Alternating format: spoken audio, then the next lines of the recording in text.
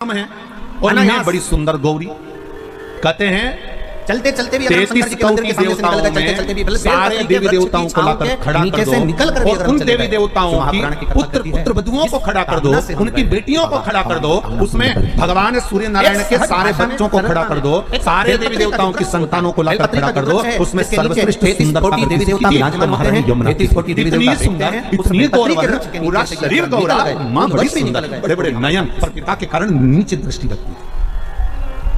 इतनी सुंदर मां यमुना थी, इतनी सुंदर अलौकिक। देखिए कहते हैं मां यमुना के चेहरे पर जब केश आ जाते थे तो कहें स्वयं ताप्ती नदी आकर स्वयं ताप्ती मां आकर कहती थी जी ये केश थोड़ा सा सवार ले तो घनी सुंदर लगती है। शिव जी की एक लीला बड़ी बहुत ध्यान देना, बहुत ज्यादा सुंदर थी इसलिए ताप्ती भी थोड़ा सा ध्यान देना, थोड़ा सा ताप्ती को ने बहन के लिए इसके बाद भी थोड़ा सा मन में ईर्ष्या का भाव आ जाता है, थोड़ा सा। देवरानी जेठानी में देख लो, अगर एकाध देवरानी सुंदर हो या जेठानी सुंदर हो या एक जेठानी बहुत काम करने वाली हो, एकाध देवरानी बहुत काम करने वाली हो, कुंड लगाने वाला, गले में रुद्राक्ष धारण करने वाला, ये कहाँ इतना शिव कथा में अपने जीवन को रमाने वाला, शंकर के मंदिर के आसपास में भी अगर हमारा निवास है और हम वहां से रोज निकल कर जाते हैं, सुंदर शिव तत्व को जानने वाला, कुंड लगाने वाला, बड़ी धारण करने वाला, शंकर के नाम दिल में करने की बात करने वाला, जब प्राणों को सांवला है तो उसको लेने के लिए भगवान के पार्षद नहीं आते, उसको लेने के लिए यम के दूत नहीं आते, उसको लेने के लिए स्वयं देव अधिदेव महादेव। हमारी माँ, हमारी अम्मा, हमारी माता जी शादी में एक गीत गाती थी बन्ना बन्नी में, वो हमको याद आता है कभी कभी यमुना जी के प्रसंग। मजबूत बनाने मैया मन में यही पछतावना, बन्ना बन्नी में हमारी माँ गया जब लोग अंदर प्रवेश करते हैं और कोई को अंदर नहीं जाता है तो वो तुरंत मन में बड़ा पछतावना, अभी फोन लगाऊं क्या? रही बरसावना, अब वीआईपी लोग अब कार्ड दिखाओ ना, क्या होगा ना बैठने के लिए, मैं घर बोलिए दिखाऊं, बोल रही हूं ना मैं, मेरे अंदर जाते हैं मैया गोरी री पिता सांवरा, और माँ गाया करती है। तो लगाऊं फोन अब यार, शायद यमुना जी का प्रसंग वही वर्णन कर रहा है कि मैं इतनी इतनी सुंदरवान और मैं जिसको स्नेह करती हूँ, जिसको मैं अपना द्वापर में जाकर बनाना चाहती हूँ, वो सांवरा है। मेरे पिता कह रहे हैं कि वो श्याम वर्ण का है, वो सांवरा है। एक बार बस, जितने तुम कथा सुन रहे हो ना, जितने आस्था चैनल पर कथा सुन रहे हो, जितने फेसबुक पर कथा सुन रहे हो, सांवरे को मैं अपना कैसे बना सकता हूँ? क्योंकि मेरा स्वरूप और उसका स्वरूप एक होना चाहिए। प्रशासन अधिकारी मैं क्या डायरेक्ट तू बता। तब ताप्ती ने बड़ा सुंदर भाव कहा, एक काम यहाँ भले तुम आगे नहीं बैठ पाओ, कृष्ण को पाने के लिए तुम आगे भी बहुत सुंदर संवाद तुलसीदास जी ने लिखा है। तुम्हारा विश्वास, जब तक तुम्हारे हृदय में शंकर नहीं बैठेगा, तुलसीदास जी कहते हैं तब तक तुम राम कथा में प्रवेश नहीं कर सकते। जब तक राम तुम्हारे अंदर नहीं आ सकता, कब आएगा राम? जब तुम शंकर की कथा में प्रवेश करो। राम कब मिलेंगे? जब तुम शिव कथा में प्रवेश करो। किसी और के कृष्ण कथा कब मिलेगी? जब तुम शंकर की कथा में प्रवेश करोगे। इसलिए राम कथा की शुरुआत तुलसीदास जी, वाल्मीकि बाबा शंकर की कथा से करते हैं, और श्रीमद् भागवत की शुरुआत वेदव्यास जी शिव कथा से करते हैं, शंकर की कथा से शुरुआत करते हैं। भागवत जी को भी उठाकर देखिए, शिव की कथा प्रथम में आएगी, फिर बाद में सारी कथा चालू होगी। राम कथा को उठाकर देखिए, शिव कथा प्रथम में आएगी, इसके बाद रामचरितमानस चालू होगी। नंदी पर से मेरे विष्णु पुराण उठाकर देखिए, सबसे पहले शंकर का प्रसंग आएगा। अगर हमें जिस नंदी देवता पर की आराधना करना है, लगे तो देवी नंदी पर बैठने नवरात्र में अगर आप देवी भागवत नवरात्र में अगर देवी भागवत को सुन रहे हो तो देवी भागवत का स्मरण करोगे, सबसे पहले शंकर का चले। तो देवराज ने प्रश्न किया, मैंने सारी पुराणों में सबसे पहले शंकर को लाकर दिया गया। क्यों? क्योंकि शंकर की अगर कथा में प्रवेश कर गए, शंकर का स्नेह तुमने पा लिया, शंकर का अनुमोदन अगर तुमने कर लिया, शिव स्मरण में अगर तुम डूब गए, तो तुम्हें जिस देवता का तुम भजन कर रहे हो उसको पानी में देरी नहीं लगेगी, वो मिल जाएगा। काम करे, फिर मैंने पुण्य कौन सा कर दिया?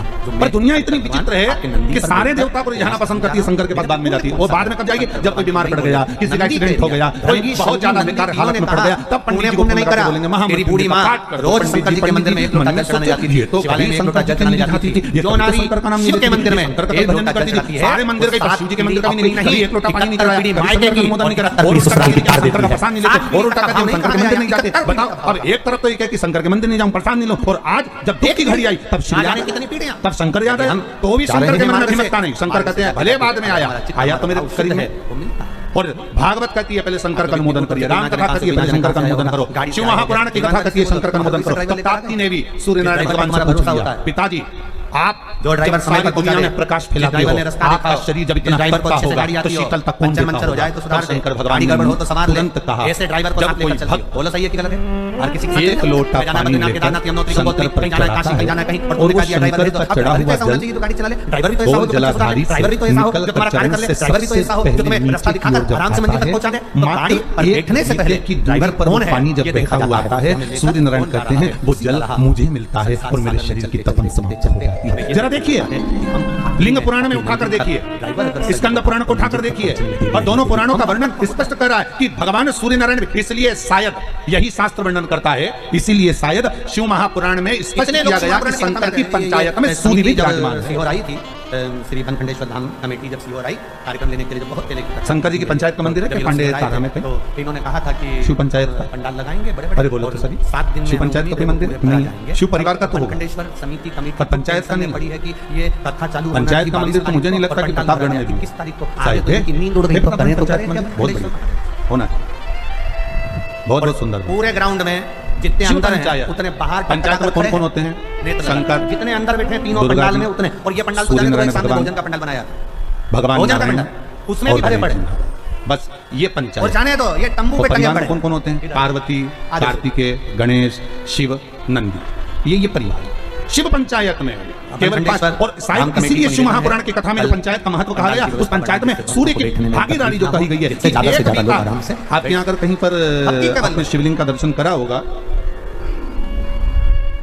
ये शिवलिंग है, ये जलाधारी है, ये पानी निकलने का स्थान है, यहाँ से जहाँ से पानी नीचे गिर गया और गिरने के बाद जब एक बीते तक जाता है, उस एक बीते पर सूर्य नारायण भगवान का भाग चालू हो जाता है। एक बीते तिगना पंडाल लगा गुरुजी, क्यों कहते हैं? जिसको चर्म रोग हो जाता है, जिसका शरीर सफेद पड़ गया, चमड़ी बेकार हो गई, काला पड़ गया, शरीर में कहीं चट्टे पड़ गए, कहीं शरीर में दाने पड़ गए, पूरा चेहरा बेकार हो गया, पूरा शरीर बेकार हो गया, तो क्यों कहते हैं कि एक बीता जब पानी बह जाए, उस बहे पानी को हाथ का लेपन कर शरीर पर लगा लिया जाता है, शरीर ठीक होने लगता है। सूर्य का भाग से निकल कर आ जाते हैं। अब इनका करने तो ये स्वयं अगर ये बनखंडी महादेव मंदिर शिव पंचायत का बड़ा महत्व में खेती व्यवस्था करना है, खेती लेट बात करना है, खेती पानी की व्यवस्था करना है, प्रशासन की व्यवस्था करेगी, ये लाइट की व्यवस्था कैसे, मेडिकल की व्यवस्था कैसे। अब ये पूछेंगे कि कितों की व्यवस्था, अदालत में अगर कोई केस चल रहा है, चाहे वो नौकरी से जुड़ा हुआ हो, चाहे सर्विस से जुड़ा हुआ हो, चाहे प्रॉपर्टी से जुड़ा हुआ हो, अदालत में अगर कोई केस चल रहा है, बहुत समय से चल रहा है और उसकी कोई सफलता नहीं मिल रही, कोई सफलता नहीं मिल रही, तो शिव पंचायत के मंदिर में जाकर महाराज 5 पुष्प, एक एक पुष्प एक एक देवता देवी को समर्पित कर दो और उनके चरण में मक्खन का लेपन कर दो। काय का लेपन करना है? माखन का लेपन कर दो और 5 देवताओं के सामने चौमुखी 5 दिए लगाओ, 4 बत्ती के घी के, गाय के घी के, एक एक देवता के सामने एक एक दिया लगाओ पंचायत, और काम ना कर वापिस लौट कर आ जाइए। वो केस विजयता अगर देगा तो आपके पक्ष में ही देगा, हार नहीं सकते। बोल बम का नारा है का बहुत प्रबल भाव है महाराज, आवाज नहीं आई दरदमदारी से बोलो बोल बम का नारा है। ये तत्व है। कोई लड़का लड़की का विवाह हुआ हो, तलाक हो गया हो, दूसरी बार शादी नहीं हो रही हो, बहुत परेशान हो गए और विवाह नहीं जम रहा हो, तो शिव पंचायत के मंदिर में बैठकर 5 देवताओं पर जल और उस जल में चंदन मिलाकर चढ़ाया जाता है महाराज। केवल 3 प्रदोष चढ़ा देते हैं, 4थी प्रदोष तक बाबा कृपा ही कर देते हैं। शिव पंचायत का इतना महत्व है, शिव पंचायत को साधारण तैयारी करी और 9-10 बजे तक अड़ोसन पड़ोसन शिव पंचायत के लिए 2-4 रोटी बना के घी लगा के अचार लेके डब्बा में भर के ले जाऊंगी, जहाँ बैठूंगी चुपचाप से रोटी जिसकी कमर का गुड़िया खसक गया हो, या घुटने की हड्डी खसक गई हो, या हाथ पैर कहीं की भी कोई हड्डी खसक गई हो, वाले अपना काम दिन में अगर दर्शन करने नहीं आ सको और आपको केवल दरबार से दर्शन करने आना है, हरी जो मूंग होती है वो शिव पंचायत के मंदिर में कम से कम 5 या 7 दिन तक चढ़ाएं, उसी मूंग को वापस उठा कर लाएं और उसको सुबह सुबह पानी में मिलाकर खाना चालू कर दे। बाबा चाहेगा तो 15 दिन नहीं लगते, वो गुड़िया अपनी जगह पर बैठ जाता। शिव पंचायत क्या क्या दे देता है ये अंदाजा अलवर वालों से पूछना। और शिव पंचायत क्या दिया मेरे भोलेनाथ, क्या दिया? ये शिव के उपासक सहज नहीं है शिव पंचायत। तो भगवान शंकर की कथा कैलाश धाम के लिए जा रहे हो, एक कारण है तुम्हें कैलाश धाम ले जाने का, क्योंकि तुम्हारी माताजी अगर कहा मान लो एक व्यक्ति अगर जल चढ़ा रहा है, मैं पिताजी से पूछूं तो पिता से कहा पिताजी आपके शरीर पर इतनी जल आप पड़ती है और 71 पीढ़ी तर जाए। हे बाबू हे पिता ग्राउंड में ताती छोटी अंदर है तो कह देते हैं पिता से तुरंत जा खड़े, छोटी बेटी में और बड़ी बेटी में अंतर होता है। बड़ी बेटी पंडाल में उतने और ये पंडाल तो जाने तो एक सामने भोजन का पंडाल लग गई, भोजन का गया, अच्छा हो गया, सावड़ लग गई, 4-5 पीढ़ी में उसको जो जब बोलना जाने है तो ना, एक ही सावल लगती है, जब मरने की सूतक लगती है, जन्म की सावल लगती है, होती है ना, वो थोड़ी शांत रहती है, शीतल रहती है, और छोटी वो तो दोनों चीज तू चुप रही, मैं सब बोल अखंडेश्वर बात तो ये बता, लड़का पसंद है कि नहीं है, जो मैंने का देखा तो वो कहते नहीं है, तब खरीदना हो तो तू ज्यादा से ज्यादा लोग आराम से निपटा दूंगा। छोटी गई मम्मी, हाँ तुम जीजी की शादी जहाँ कर रही हो ना, अच्छा नहीं लग रहा है, अब वो बताओ, वो बड़ी नहीं बोल पाई, उसने जाकर बोल दिया, सबके सामने बोल दिया, तो दूल्हा भी नहीं बैठा था, बाबा ने सोचा चलो वापस अभी तक की सबसे ज्यादा पंडाल लगाया गया, छोटी छोटी दुगना तिगना पंडाल लगा गुरुजी, 7 दिन में देखना वो तिगना पंडाल चुगना पंडाल लगा अभी तक की कथा। बड़ी बोलेगी नहीं और छोटी तुरंत ओ बोला चलिए जा। अरे ये शंकर के अच्छा, शादी ब्याह में भी बहुत ध्यान रखना पड़ता है, बड़ी बहन की शादी कैसे भी कर दो, पर छोटी की में जरा सी कमी रह जाए तो बोले बिना नहीं, शंकर जी का डमरू इतना था तो भी अच्छे से नहीं करे, बस बताओ। स्वयं अगर ये बनखंडी महादेव मंदिर समिति वालों से बताया जाए कि कितने लोग आएंगे कथा में, कितनी व्यवस्था करना है, कितनी लेट बात लगाना है, कितनी पानी की व्यवस्था करना है, प्रशासन की व्यवस्था करना है, लाइट की व्यवस्था करना है, व्यवस्था करना है, अब ये पूछेंगे कि कितनों की व्यवस्था करनी है। रात में लड़की वाले इतना कहना है कि जब आपका शरीर इतनी तपन देता है, आपका शरीर इतना प्रकाश देता है, शिव पुराण की शीतल चालू हुई मिलती है, तो भगवान सूर्य नारायण कहते हैं, भास्कर देव कहते हैं, जब कोई शंकर पर 1 लोटा पानी चढ़ाता है, उसका चढ़ाया हुआ जल जब मुझे प्राप्त होता है तो मुझे उसमें शीतलता का अनुभव हो जाता है। अब विचार करिए, किसी ने हमसे पूछा भी है कि हम सूर्य नारायण भगवान को अर्घ दें और कभी कभी नहीं दें, और हम शंकर के मंदिर में पानी चढ़ाते हैं, तो उससे सूर्य नारायण भगवान को फल प्राप्त होता है क्या? क्यों नहीं होता? आप अगर शंकर को जल चढ़ा रहे हो तो ब्रह्मा को भी जल चढ़ गया, शिव को जल चढ़ाया तो भगवान विष्णु को भी जल चढ़ गया, शिव को जल चढ़ाया तो जगदम्बा को भी जल चढ़ गया, शंकर को जल चढ़ाया तो गणेश जी को भी जल चढ़ गया, शंकर को अगर जल चढ़ाया तो कार्तिक को जल चढ़ गया, शिव को अगर जल चढ़ाया तो 33 कोटि देवता विराजमान होते हैं, इसलिए शंकर का जल लांगा नहीं जाता, वहाँ 33 कोटि देवता विराजमान होते हैं, सबको जल का भाग मिल गया। एक साधे सब सद, एक जगह खोदे जाओ पानी तो निकले, खोदो आराम से खा पी के आऊंगी, तुम्हारी डेट है, अपने से टेंशन मत लो। 7 दिन मेरे से तो बोलना ही मत कि मैं दाल बाटी बनाऊं कि लिट्टी चोखा बनाऊं कि ये बनाऊं कि ठेकुआ बनाऊं कि सामान बनाऊं, 7 दिन में कुछ नहीं बनाऊं। सुबह से आया, मंदिर गई, तैयारी करी और 9-10 बजे तक अड़ोसन पिताजी को शंकर जी से भाग प्राप्त होता है, इसलिए तपन नहीं। मैं तुझे एक बात कहूं, तू ठाकुर जी को बाद में भजना, कन्हैया को बाद में प्राप्त करना, सांवरिया की तू बाद में हो जाना, पहले एक निवेदन करती हूँ। और सुनो रे मैनपुर वाले, ए मैनपुरी वालों, दिन में अगर दर्शन करने नहीं आ सको, शिव का रात को दर्शन करने आना, भजन में डूबे हुए शंकर का स्मरण। हाँ, ये इनको ये जितने शंकर के भक्त हैं, इनका लोग मुझे यमुना जी बोली पर पिता से मेरे को ये पूछना पड़ेगा कि मैं शिव का स्मरण तो करूंगी, जब तो करूंगी तब तो करूंगी, पर फल कहाँ मिलेगा? ये अंदाजा अलवर वालों से पूछना और खुश करवा दो, क्या दिया मेरे को, क्या दिया, ये बहुत ध्यान दीजिएगा महाराज।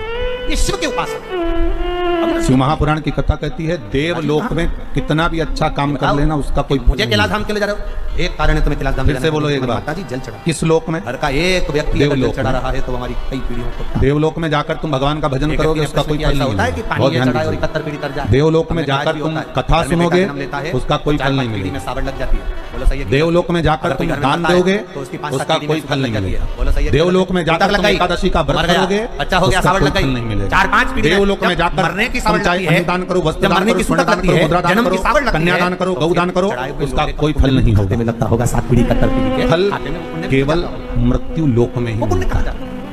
तो यमुना जी ने पूछा अपने